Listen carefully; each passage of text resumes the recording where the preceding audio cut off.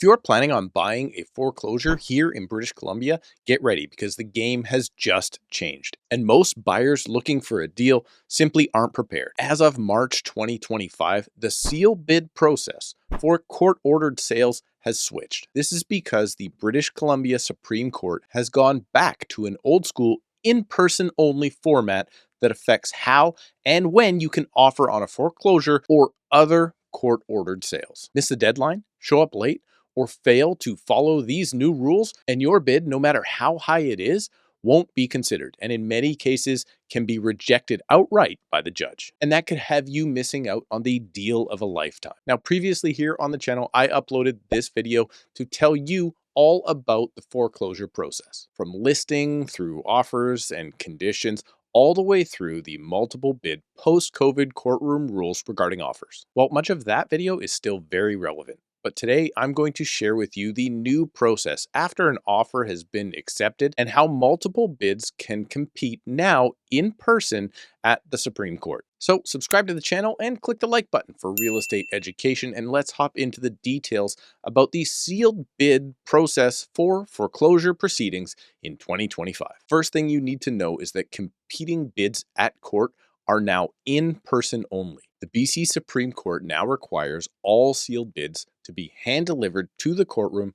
by 9:45 a.m. on the day of the hearing. No more email submissions or remote Zoom or phone appearances unless there is specific special permission granted from the court in advance, which, by the way, is extremely rare. Now, when you show up to court as the buyer or the buyer's agent that wants to tender a bid, well, they must follow these very specific rules. 1, the only condition in the offer may be that of court approval, meaning that it's required for the buyer to make an unconditional offer, and their due diligence had better have been done prior to. Number 2, the offer must come with a bank draft attached for the amount of the deposit. No personal checks allowed. Third, the offer must be free of any warranties or representations. This means that you're buying the property in an as-is, where-is condition. From this point moving forward, the seller, who in many cases is a big bank, they will take no responsibilities for the condition of the property now all the way through completion. Fourth, the buyer's name has to be 100% correct as it's going to be registered at the land titles office.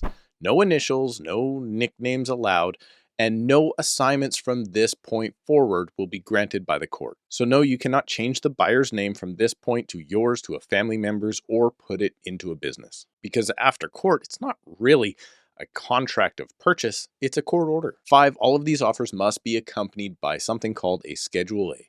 These are the terms and conditions that may be outside of a standard real estate contract that the seller, or more realistically, the seller's lawyer, will require the buyer to sign off on as part of the sale. And be warned, there is a whole lot of risk for you as the buyer contained within that document. And I guess at this point, I should also mention it's expected that all competing offers at court have substantially the same terms as the original offer that triggered the court hearing in the first place. This refers to things like deposit amounts being the same, as to the completion should match the original offer. And because it's competing bids, all offers are submitted, including the original offerer, if they should revise, while they are expected to be higher in price than the original offer amount. And yes, that information in a court sale can be shared publicly with other buyers, something that is totally different than a regular real estate transaction here in BC. Now, all of these bids do need to be sealed. That means, stuffed into the paper envelope with deposit and sealed shut. Then it's up to the listing realtor to become the courtroom facilitator. This means by 9:45 a.m. when court starts, the listing agent must have gathered all of those offers and submitted them to counsel. So prior to court, the listing agent makes himself or herself known in the court or outside of the courtroom to all prospective buyers. They're there to not only provide all of the information and terms contained within the original offer to interested parties, but it's their job to then collect all of these sealed bids and submit them to the seller's counsel, who will then in turn turn them into court. And then it's time for the court to do its thing. The lawyer simply waits for their turn for their case to be called and presents the offers to the judge. Many different things at this point can happen, and trust me, after being in court many times over my career, I've seen a lot of them. But most often,